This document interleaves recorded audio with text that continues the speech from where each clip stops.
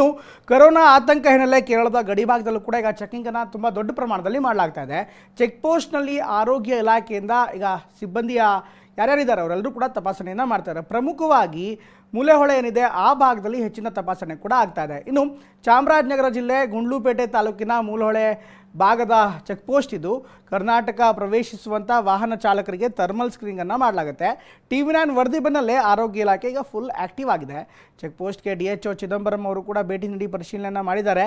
ಅಲ್ಲಿಂದ ಅದರಲ್ಲೂ ಪ್ರಮುಖವಾಗಿ ಕೇರಳ ಭಾಗದಿಂದ ಹೆಚ್ಚೆಚ್ಚು ಪ್ರಯಾಣಿಕರು ಬರ್ತಾ ಇದ್ದಾರೆ. ಹಾಗಾಗಿ ಕೇರಳದಲ್ಲೂ ಕೂಡ ಹೆಚ್ಚಿನ ಕೇಸ್ಗಳು ಪತ್ತೆಯಾಗಿರುವಂಥ ಹಿನ್ನೆಲೆಯಲ್ಲಿ ಅನಗತ್ಯ ಓಡಾಟ ಒಂದು, ಅದರ ಜೊತೆಗೆ ಯಾರ್ಯಾರು ಪ್ರಯಾಣ ಮಾಡ್ತಿದ್ದಾರೆ ಅವರನ್ನು ತಪಾಸಣೆ ಮಾಡುವಂಥದ್ದು. ಜಾಸ್ತಿ ಹೆಚ್ಚಿನ ತಪಾಸಣೆ RT-PCR ಟೆಸ್ಟ್ ಥರ ಆ ಥರದ್ದೇನಾದ್ರು ಪರ್ಮಿಷನ್ಸ್ ಏನೂ ಮಾಡ್ತಿಲ್ಲ. ಅಫ್ಕೋರ್ಸ್ ಅಂಥ ಅವಶ್ಯಕತೆ ಕೂಡ ಸದ್ಯಕ್ಕಿಲ್ಲ. ಆದರೆ ಥರ್ಮಲ್ ಸ್ಕ್ರೀನಿಂಗಿನ ಜೊತೆಗೆ ಒಂದು ಬೇಸಿಕ್ ಆದಂಥ ಒಂದಿಷ್ಟು ಕೆಲಸಗಳಿರುತ್ತೆ, ಅದನ್ನು ಮಾಡೋದಕ್ಕೆ ತೀರ್ಮಾನ ಮಾಡಲಾಗಿದೆ. ಇನ್ನು ತಾನೇ TV9 ಒಂದು ವರದಿಯನ್ನು ಮಾಡಿತ್ತು.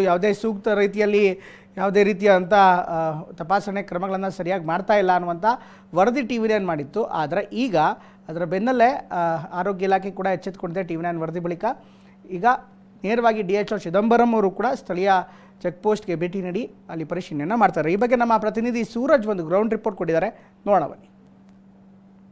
ಕೇರಳದಲ್ಲಿ ಕೊರೋನಾ ವೈರಸ್ ದಿನ ಕಳೆದಂತೆ ಸಾಕಷ್ಟು ಸಂಖ್ಯೆಯಲ್ಲಿ ಏರಿಕೆ ಆಗ್ತಿದೆ. ಪಾಸಿಟಿವ್ ಕೇಸಸ್ ಕೂಡ ಬರ್ತಾ ಇರುವಂಥದ್ದು. ಹಾಗಾಗಿ ನಿರಂತರವಾಗಿ TV9 ಕೂಡ ಏನು ಕೇರಳದ ಗಡಿ ಇರುವಂತಹ ಮೂಲೆಹೊಳೆ ಚೆಕ್ ಪೋಸ್ಟಿಂದ ವರದಿ ಮಾಡಿತ್ತು. 3 ದಿನಗಳ ಕಾಲ ನಿರಂತರ ವರದಿ ಬೆನ್ನಲ್ಲೇ ಈಗ ಏನು ಆರೋಗ್ಯ ಇಲಾಖೆ ಫುಲ್ ಆಕ್ಟಿವ್ ಆಗಿರುವಂಥದ್ದು. ಕೇರಳದಿಂದ ಬರುವಂತಹ ಪ್ರತಿಯೊಂದು ವಾಹನದ ಮೇಲೆ ಹದ್ದಿನ ಕಣ್ಣಿಟ್ಟಿರುವಂಥದ್ದು, ಥರ್ಮಲ್ ಸ್ಕ್ಯಾನಿಂಗನ್ನು ಮಾಡ್ತಿರುವಂಥದ್ದು. ಯಾಕಂತ ಹೇಳಿದ್ರೆ ಒಮಿಕ್ರಾನ್ ರೂಪಾಂತರ ತಳಿ ಏನಿದೆ JN.1 ಅದು ಗಣನೀಯವಾಗಿ ಏರ್ತಾ ಇದೆ ಮತ್ತು ಅದು ಹರಡುವ ಸಂಖ್ಯೆ ಕೂಡ ಅತಿ ಹೆಚ್ಚಾಗಿರುವಂಥದ್ದು. ಹಾಗಾಗಿ ಕೇರಳದ ಗಡಿಯಿಂದ ನೇರವಾಗಿ ಕರ್ನಾಟಕಕ್ಕೆ ಇದೇ ಒಂದು ಮೂಲೆಹೊಳೆ ಚೆಕ್ ಪೋಸ್ಟ್ ಮುಖಾಂತರವಾಗಿ ವಾಹನ ಸವಾರರು ಬರ್ತಾರೆ.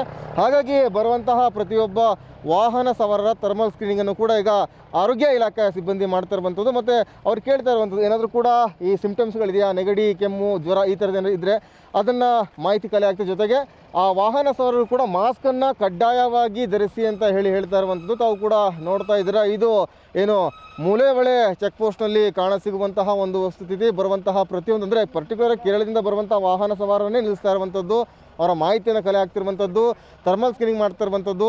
ಒಂದು ವೇಳೆ ಏನಾದರೂ ಕೂಡ ಅಂಥ ಥರ್ಮಲ್ ಸ್ಕ್ರೀನಿಂಗ್ ಸಂದರ್ಭದಲ್ಲಿ ಅವರ ಟೆಂಪ್ರೇಚರ್ ಹೆಚ್ಚಾಗಿದ್ದರೆ ಅಂಥವರ ಮಾಹಿತಿಯನ್ನು ಕಲೆ ಹಾಕ್ತಾರೆ. ಜೊತೆಗೆ ಅಂಥವರ ಮಾಹಿತಿಯನ್ನು ಕಲೆ ಹಾಕೋದ್ರ ಜೊತೆಗಾಗಿ ಏನೆಲ್ಲ ಪ್ರೋಟೋಕಾಲ್ಗಳನ್ನು ಫಾಲೋ ಮಾಡಬೇಕು ಅದನ್ನು ಮಾಡಿ ಅಂತ ಹೇಳಿ ತಿಳಿಸ್ತಾ ಇದ್ದಾರೆ. ತಾವು ನೋಡ್ತಾ ಇದ್ದೀರಿ ಈಗ ದೃಶ್ಯಾವಳಿಗಳಲ್ಲಿ ಇವೆಲ್ಲವೂ ಕೂಡ ಕೇರಳದಿಂದ ಬರುವಂತಹ ವಾಹನಗಳು, ವಾಹನ ಸವಾರರು ಅವರ ಮಾಹಿತಿಯನ್ನು ಕಲೆ ಹಾಕ್ತಿದ್ದಾರೆ, ಥರ್ಮಲ್ ಸ್ಕ್ರೀನಿಂಗನ್ನು ಮಾಡ್ತಿರುವಂಥದ್ದು. ಸದ್ಯಕ್ಕೆ ಇದು ಮೂಲೆಹೊಳೆ ಚೆಕ್ ಪೋಸ್ಟ್ನಲ್ಲಿ ಕಾಣಸಿಗ್ತಿರುವಂತಹ ಒಂದು ವಸ್ತುಸ್ಥಿತಿ.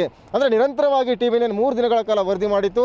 ಕೇರಳದ ಗಡಿಯಲ್ಲಿ ಯಾವುದೇ ರೀತಿಯಾದಂತಹ ಆರೋಗ್ಯ ಇಲಾಖೆ ಸಿಬ್ಬಂದಿಗಳು ಕರ್ತವ್ಯವನ್ನು ನಿರ್ವಹಿಸ್ತಾ ಇಲ್ಲ, ನಿಜಕ್ಕೂ ಕೂಡ ನಿರ್ಲಕ್ಷ್ಯವನ್ನು ವಹಿಸ್ತಾ ಇದ್ದಾರೆ ಅಂತ ಹೇಳಿ ವರದಿ ಮಾಡಿತ್ತು. ಆ ವರದಿ ಬೆನ್ನಲ್ಲೇ ಸ್ವತಃ ನಿನ್ನೆ DHO ಕೂಡ ಇದೇ ಒಂದು ಸ್ಥಳಕ್ಕೆ ಅಂದರೆ ಮೂಲೆಹೊಳೆ ಚೆಕ್ ಪೋಸ್ಟ್ಗೆ ಬಂದು ಖುದ್ದು DHOನೇ ಒಂದು ಮಾಹಿತಿ ಕಲೆ ಹಾಕಿದ್ರು, ಪರಿಶೀಲನೆ ನಡೆಸಿದ್ರು.